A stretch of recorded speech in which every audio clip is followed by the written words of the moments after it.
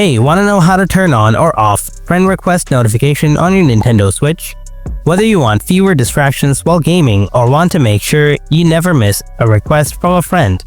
In this video, I'm going to show you how you can turn on, enable or disable the friend request notification on your Switch. So let's get started. First, from the home screen, go to your user account. Now from the left menu, scroll down and tap on User Settings. Then on the right side, go down a bit and tap on Friend Settings. Here you can see the option, Friend Notification Settings. Tap on it. Now tap on Friend Notification, Friend Request Notification.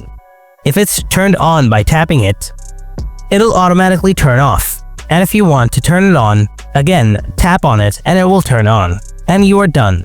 And that's how you can turn on or off your friend notification, your friend request notification on your Nintendo Switch. If you found this video helpful, then make sure to hit that like button and subscribe to the channel.